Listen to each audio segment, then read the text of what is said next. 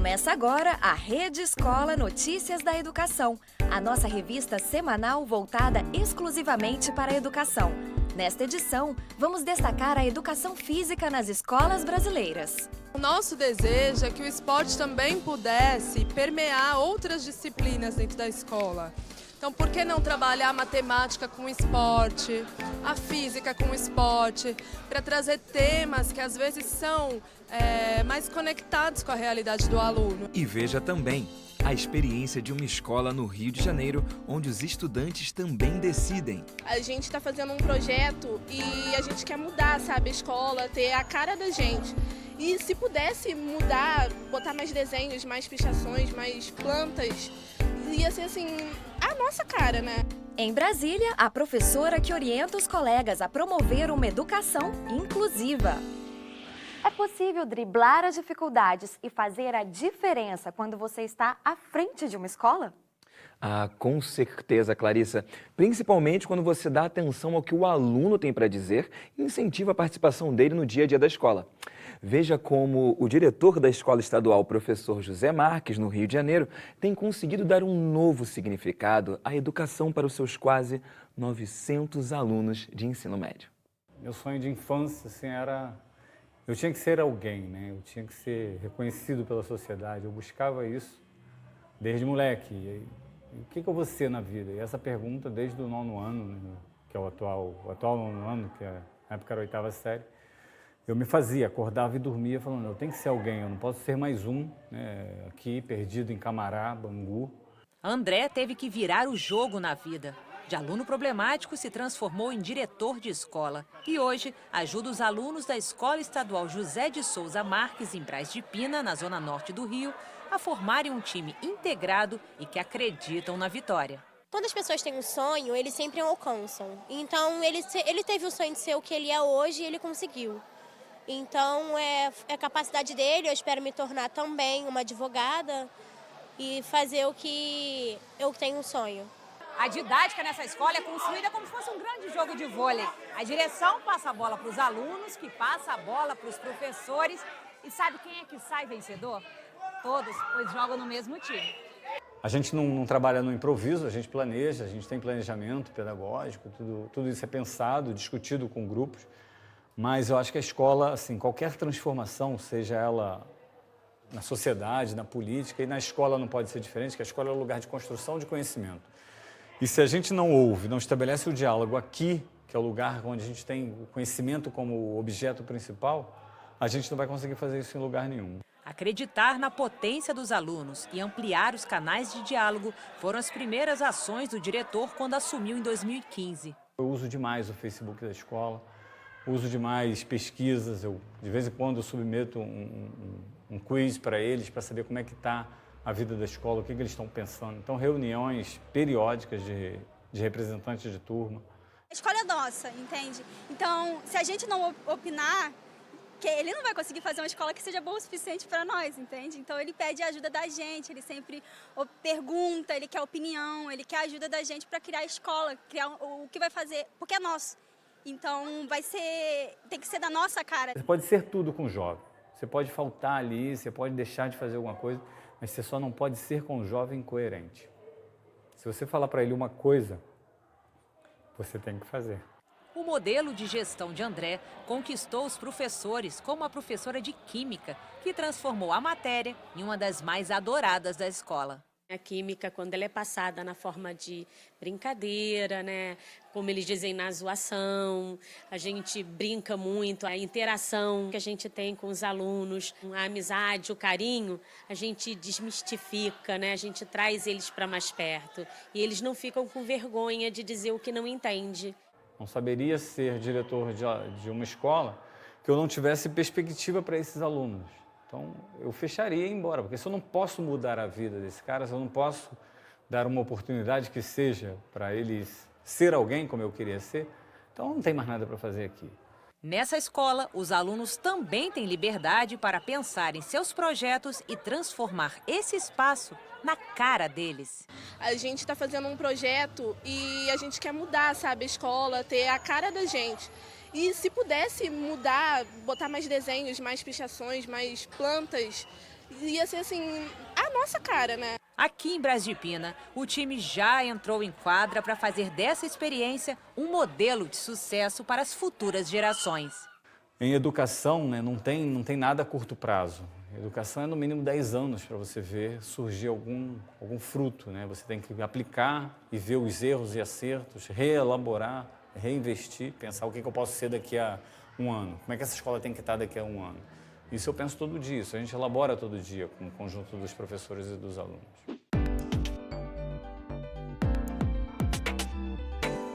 Acho que seria uma aula mais recreativa assim, para os alunos. Acho que seria uma aula ideal. Não aquela aula presa dentro da escola, dentro da sala, com o professor escrevendo, só o aluno copiando. Uma aula com muitas atividades, com participação da turma, que nós possamos descobrir coisas novas, curiosidades, cultura.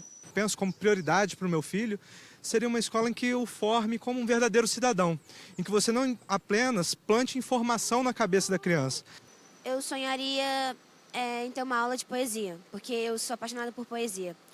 Poesia, para mim, não é somente palavras bonitas, mas sim são frases que você transforma, né, em versos. Pode ser o seu sentimento, tristeza, alegria. Muito se falou e ainda se fala do legado olímpico.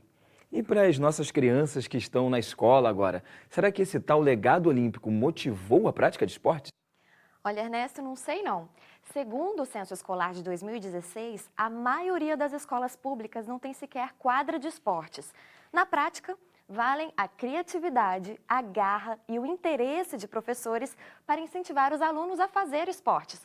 Até eu fiquei com vontade de me movimentar. Você gosta de esportes? Ah, gosto bastante, pratico desde criança. E isso também melhora o desenvolvimento e o aproveitamento escolar das nossas crianças. Dá uma olhada então nessa matéria. Colher de pau, copos plásticos, bola de encher, pregador de roupa.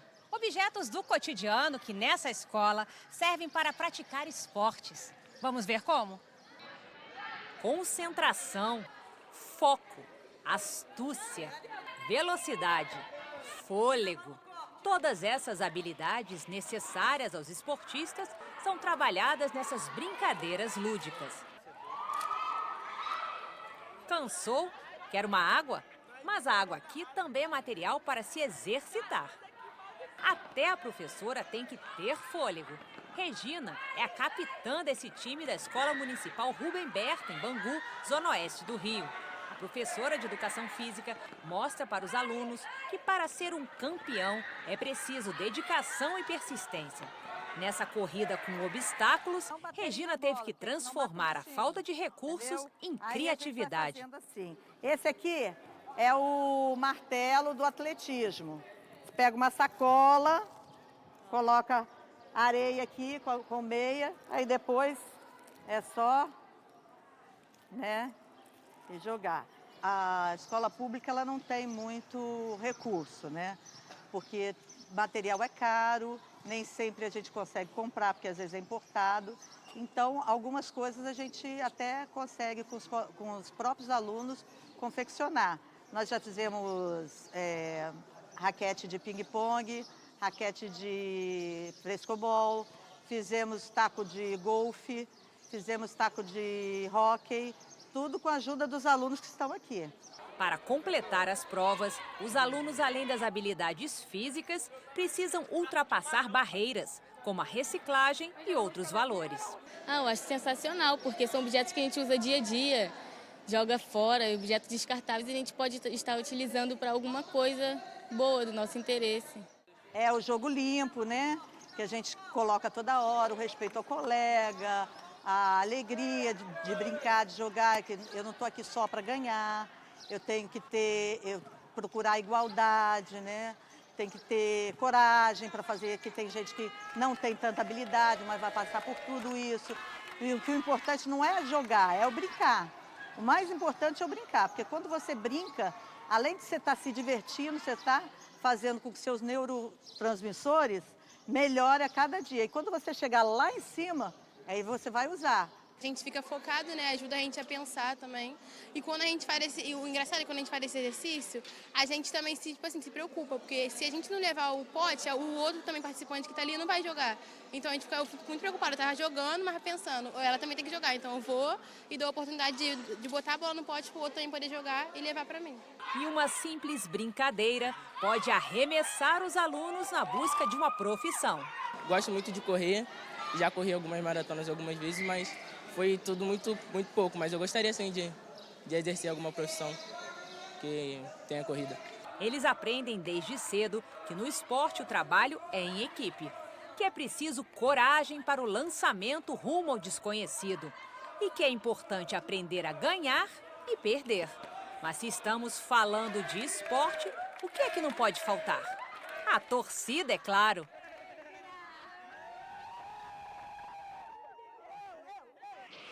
O Ministério da Educação está atento à questão e promove um programa de formação para professores de educação física em parceria com uma instituição social, a fim de incentivar o esporte nas escolas públicas brasileiras. Ah, você está falando do projeto Impulsiona, que eu visitei aqui no Rio de Janeiro. Vamos ver? Um tubo de PVC é usado na maioria das vezes para o transporte de água com pressão. Mas hoje, num projeto inspirado nos Jogos Olímpicos do ano passado, professores adaptaram esses materiais para um esporte não muito conhecido, o hóquei sobre a grama. A ideia é incentivar novas modalidades do esporte aos profissionais da educação física, cujos materiais possam ser confeccionados pelos próprios alunos das escolas públicas. A iniciativa é um programa de educação esportiva do Instituto Península. O projeto, conhecido como Impulsiona, funciona em parceria com o Ministério da Educação a fim de fomentar a educação aliada ao esporte, com cursos gratuitos a professores de educação física de todas as regiões do Brasil. O programa hoje ele já está presente em todos os estados do Brasil. Ele já está em 8.000 escolas, mais de 2.600 municípios. Então é um programa realmente desenhado para ser nacional e que os professores sintam que é possível aumentar o repertório dos esportes mais trabalhados normalmente para outros e trazer a questão da cultura esportiva também de volta para a escola de um jeito divertido, bacana. Cláudio Rocha é técnico da seleção masculina de hóquei sobre a grama há 6 anos. Ele veio colaborar com incentivo para despertar na sociedade o interesse pela modalidade ainda pouco conhecida. Eu considero uma modalidade bastante completa, né? Porque você tanto trabalha os membros superiores como inferiores. Porque você tem o implemento do taco, você está na mão, você tem que correr, mudança de velocidade, ritmo. Então essa parte física é bem interessante. E é uma modalidade coletiva. Então você trabalha tanto a parte de união, coletividade, responsabilidade, respeito. E será que o cano de PVC é tão eficiente quanto o taco oficial? Então a ideia é a gente tentar mostrar tanto o material que é utilizado na prática competitiva, quanto opções que você tem de fazer com materiais recicláveis, com materiais sustentáveis, né? Um taco varia, um de madeira, que pode ser para iniciação, deve estar em volta de uns R$70, e um de fibra de carbono pode estar custando R$800. Isso aqui deve custar uns R$3, no máximo, o cano e o joelho. Eu acho que é uma economia bem significativa, né? O professor Luiz Antônio veio de outro município do estado do Rio de Janeiro para aprender a modalidade e repassar os conhecimentos aos seus alunos. Quando a gente leva uma modalidade nova, eles ficam atentos, querendo saber. Alguns já sabem, tendo visto na televisão a modalidade. Então, assim, eu acredito plenamente que esse projeto vai ser muito bom para as crianças. Nosso desejo é que o esporte também pudesse permear outras disciplinas dentro da escola. Então, por que não trabalhar a matemática com o esporte, a física com o esporte, para trazer temas que às vezes são mais conectados com a realidade do aluno, né? Para que a gente faça da escola um lugar muito mais divertido, interessante para se estar. E se adaptar objetos recicláveis a instrumentos de esportes pouco conhecidos nas escolas já surpreende e revela possibilidades de se chegar aos estudantes, imagine soltar ainda mais a imaginação. É o que esta professora do município do Rio Bonito faz. Alia movimentos esportivos à dança e passos da dança à prática educacional física regrada. A partir do momento que você está disposta a se expressar, né? Você tem uma cultura, o movimento, a expressão corporal de movimento está aí para você, e o contemporâneo está aí, o momento de hoje está aí, para você sempre estar linkando uma coisa a outra. Então, eu acho que os movimentos, porque assim não podem ser transformados em dança? Né? Os movimentos do esporte, né? A gente pode interagir, sim. A professora Ana Paula Andrade chama atenção para a dificuldade de aprendizagem de estudantes da rede pública de bairros populares das grandes cidades que sofrem com uma discriminação em relação a uma cultura, inclusive entre os professores, que discriminam esses jovens por serem moradores de favelas ou de regiões de baixa renda. Professora, o que você percebeu nessas escolas por onde você passou? As escolas onde passei até agora, né, nesses quase 19 anos de profissão, é que existe uma cultura de valorização do conhecimento que é eurocêntrico, né, do currículo eurocêntrico, em detrimento da cultura popular.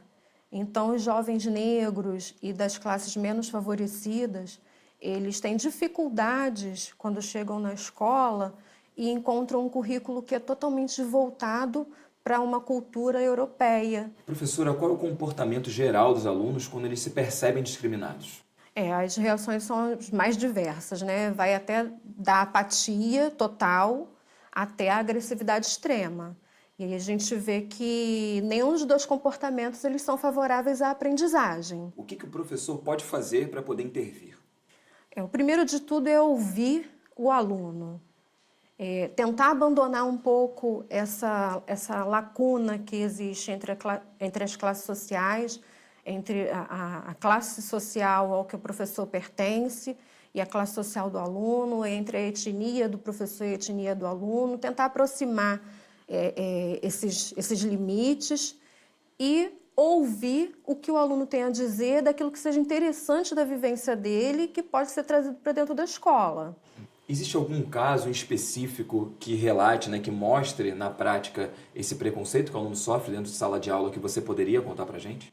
Sim, tem o caso do aluno Tiago. Ele é um menino negro, na época tinha cerca de 11 anos e ainda cursava o 3º ano do ciclo de alfabetização. Quando eu cheguei nessa escola, eu recebi uma série de recomendações com respeito ao Tiago, recomendações do tipo, olha, tome cuidado com a sua bolsa, não deixe pertences seus em cima da mesa, porque ele tem hábito de mexer nas coisas, porque a família dele tem pessoas que estão envolvidas com coisas erradas. Olha, ele é um menino difícil, ele não gosta de aprender, ele não tem jeito. Foi o tipo de coisa que eu também me recusei a acreditar, porque as respostas que o Tiago me dava em sala de aula eram diferentes de tudo que eu escutava. O Tiago ele gostava de participar quando eu contava histórias, por exemplo. Ele gostava de escutar as histórias, de comentar, de falar, conversar, interagir comigo e com a turma. E o que você fez para que pudesse integrá-lo de uma melhor forma e acabasse, de repente, com esse estigma ou diminuísse isso entre os professores? Com o Tiago, o que eu consegui foi fazer com que ele participasse das atividades de aula e das atividades da escola, que ele não participava, justamente até porque existia mesmo essa questão de não convidá-lo, porque ele não queria, ou não gostava, ou ele dava trabalho. Então, eu consegui trazer ele mais para dentro do espaço da escola, para participar mais das atividades, e consegui fazer com que ele apresentasse alguma melhora na aprendizagem durante o ano. Você acha que o que aconteceu com o Tiago acontece com outros alunos, em outras escolas, que isso pode ser um padrão que acontece no Brasil como um todo? Olha, não só acho, como tenho certeza, né? Um ponto de vista meu, mas eu tenho certeza. Até porque, como ex-aluna da escola pública e da escola pública municipal da rede de Duque de Caxias, eu vivi também na sala de aula da rede pública, como aluna. Então, eu observo esses comportamentos desde a época em que eu era criança. Então, existe, sim, essa separação entre o aluno que é bom e o aluno que não é, entre o aluno branco e o aluno negro, entre o aluno que tem dificuldade e aquele que não tem. É lógico que o professor ele vai precisar fazer essa avaliação, se o aluno tem dificuldade, o aluno não tem dificuldade, mas infelizmente a gente observa que essa avaliação ela é feita com outros objetivos. Às vezes seleciona, às vezes categoriza, e quando categoriza, discrimina e estigmatiza. A gente agora fala de educação inclusiva, um grande desafio em nosso país. Em Brasília, uma professora especializada na alfabetização de alunos com deficiência desenvolve projeto de apoio à escola e professores dedicados à inclusão de todos os estudantes. Conheça então agora a história da professora Zaira de Oliveira. Eu já trabalhava com crianças com deficiência e sempre fui uma professora preocupada com essa área de conhecimento e essa área de atuação. E aí veio a Jade, né? Há quase 13 anos atrás, a Jade nasceu com um quadro de deficiência física, né? Conhecido como mielomeningocele. A chegada da Jade me tornou militante dentro e fora da escola, por saber as questões que ela enfrentaria, mas também pelo cotidiano, o que foi acontecendo no processo de crescimento dela, que foi trazendo os desafios. Quando eu visitei a escola, eu já percebi que necessitaria de algumas adaptações em termos de estrutura, de ambiente. Nós formamos uma comissão de pais, com os pais que já estavam aqui com crianças com deficiência, para que a gente pudesse buscar recursos junto à APM da escola, para fazer rampa, para adequar o banheiro, e foi uma parceria muito positiva. Acabou que a escola construiu uma estrutura que viabilizou a vinda de outros cadeirantes, pessoas com pouca mobilidade, né? E outras crianças com outras tipologias também. No segundo ano escolar, a gente notou outra coisa. A alfabetização ainda era uma questão que preocupava. Os índices de aprovação dos meninos com deficiência muito menor, né? A participação deles na Provinha Brasil, por exemplo, era comprometida pelo nível de aprendizagem deles. Resolvi, então, trazer um projeto que eu já coordenava, já trabalhava na universidade com os meus alunos, aqui para a escola, e fazer uma coisa que eu gosto muito, que é dialogar com os professores. Então, a gente começou a estudar de 15 em 15 dias, nas coletivas, sobre as tipologias, pensando coletivamente alternativas de como alfabetizar e personalizando o trabalho. Não é o Down, o cego e o surdo, é o João, a Maria e o José. São pessoas antes da deficiência. Porque muitas vezes a gente percebe que a teoria, ela meio que foge ao que acontece no real. E a Zaira trouxe para a gente esse diferencial, né? De unir a teoria com a prática. O professor traz, por exemplo, eu estou com um aluno X que está com algumas condutas típicas na sala, que a gente precisa de alternativa, então vamos estudar. Ela deu dicas de como preparar as atividades, né? Como organizar a rotina dentro de sala de aula, como desenvolver as atividades de acordo com as necessidades de cada criança. Cada criança é uma criança. E aí a gente precisa pensar em alternativas a partir da forma como ela aprende. Depois do projeto e que eu comecei a fazer spot, eu fui vendo coisas que eu realmente colocava na minha cabeça que eu não podia fazer, mas depois que eu vi gente com mais dificuldade que eu vi que eu podia fazer, e eu vi também que eu não era a única, né? Que muitas pessoas também tinham dificuldade igual a mim. Na minha turma tinha várias pessoas com TDAH, déficit de atenção, e que os professores não conseguiam perceber. E então depois que a escola passou a ver com outros olhos, eles começaram a dar atenção mais para esses alunos. Depois de ver o empenho desta educadora na luta contra a discriminação, a gente encerra mais esta edição da Rede Escola Notícias da Educação. E você já sabe, a gente volta na próxima semana, sempre às sextas-feiras, com reprise no final de semana. Até lá! Esperamos vocês!